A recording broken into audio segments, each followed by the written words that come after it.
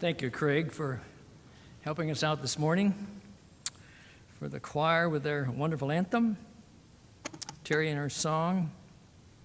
I don't need a sermon. I wonder if anybody has heard about the Solomon syndrome.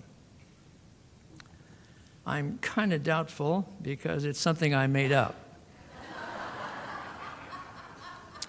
You got to have a title, even though like the handle on a bucket, it had nothing to do with the sermon. Titles are important. I preached last month over in Torrance at my former parish and had a great idea, I thought. I was going to preach on Tennessee Ernie's Lament, the line from 16 Tons where he says, "Another day older and deeper in debt." So I called the church office and gave her my title, Tennessee Ernie's Lament. She said, "How do you spell that?" And I said, L-A-M-E-N-T. She said, "No. How do you spell his last name?" I said, Ernie, E-R-N-I-E. I knew I was getting nowhere. So when the bulletin came out, it simply said, Lament.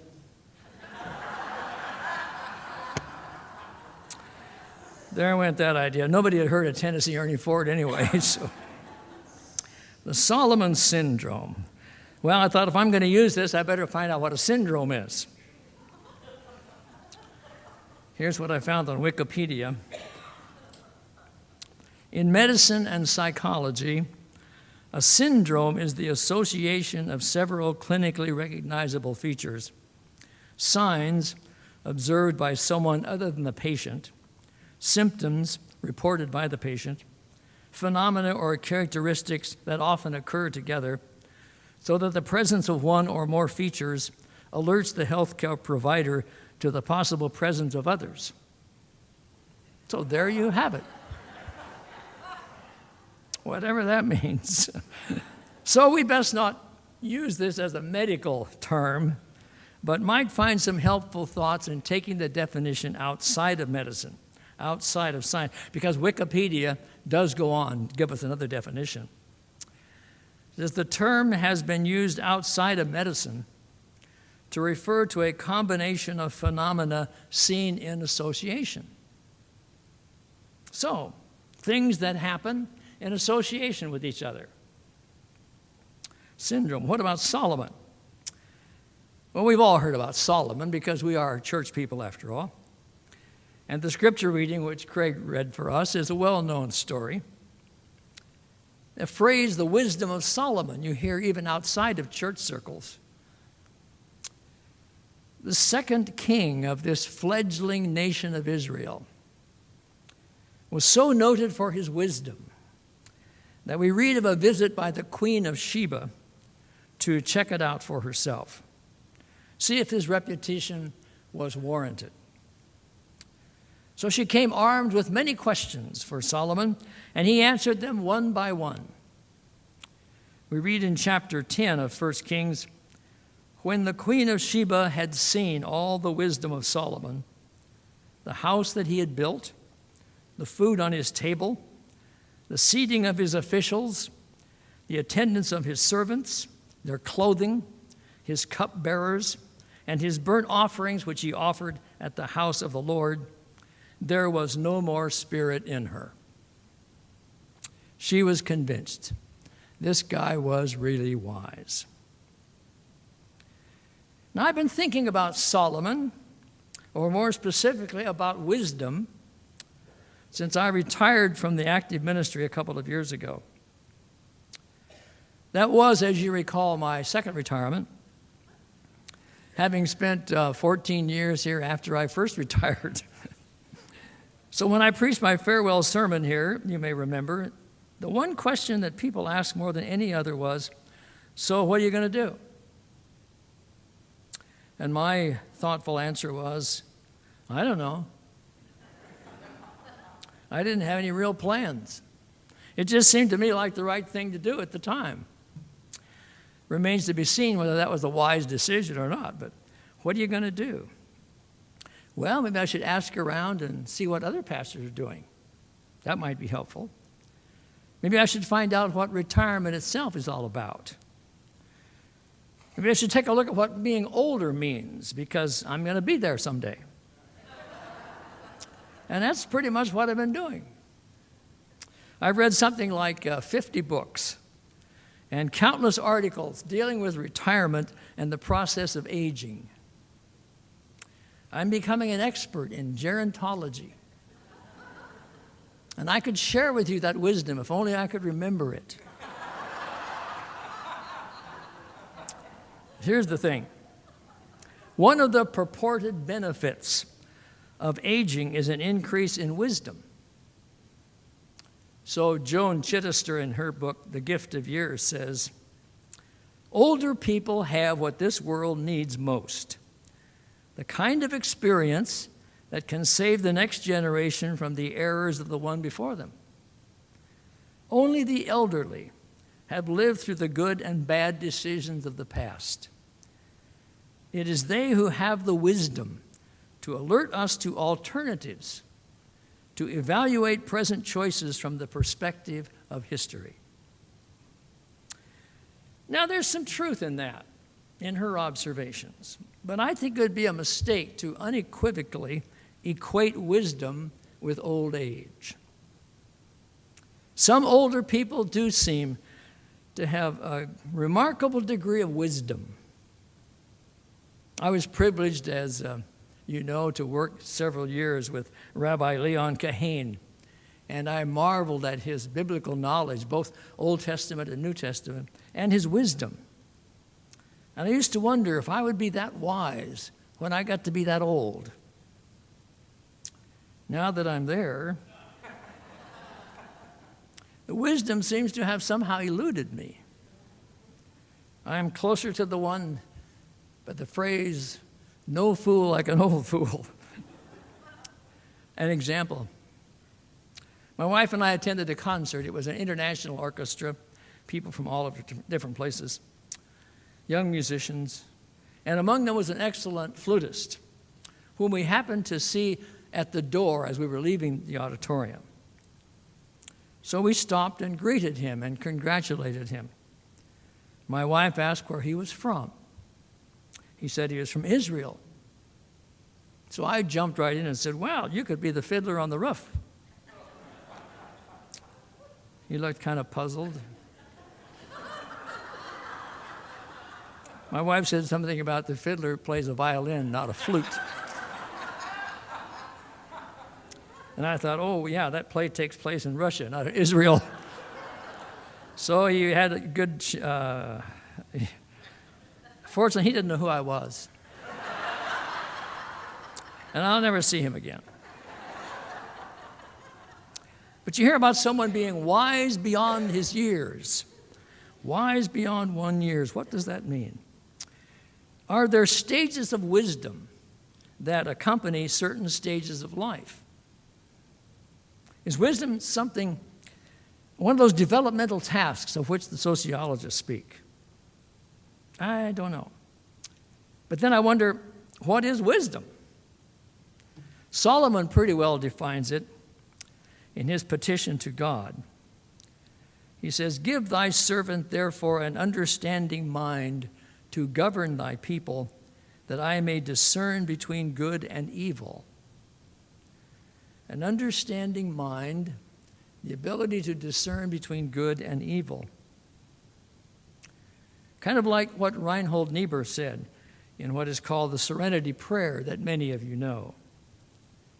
God, grant me the serenity to accept the things I cannot change, the courage to change the things I can, and what? The wisdom to know the difference. I guess my own definition of wisdom is simply making rational decisions in the light of your accumulated experience.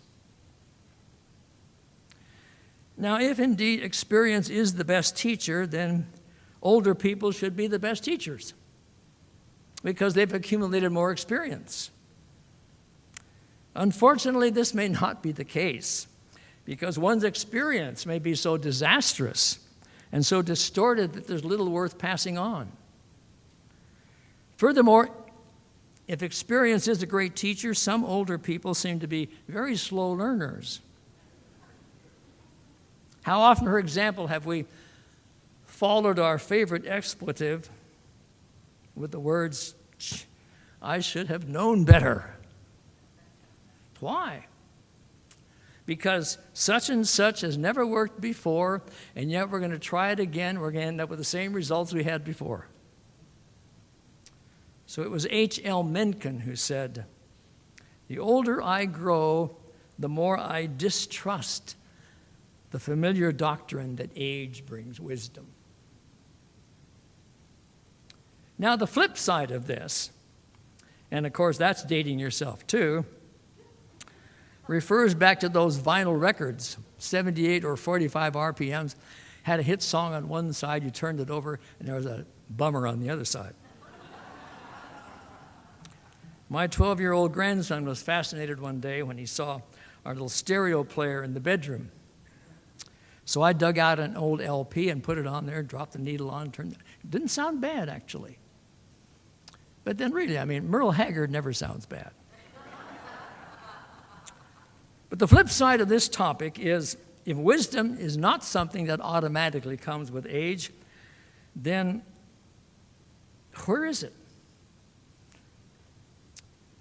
How do you get it? Nobody wants to be foolish. It's fun to act foolish sometimes, but that's not a way of life that you want to have. So, modern man that I am, I went to the internet, looked up wisdom. I was directed to a website which said quoteland.com. And there's a little picture of Ben Franklin there. And Franklin's asking, who is wise? And the answer, he who subscribes to quote of the week. I flunked that test. We all get too much stuff on the internet that we don't want. We don't sign up for any more.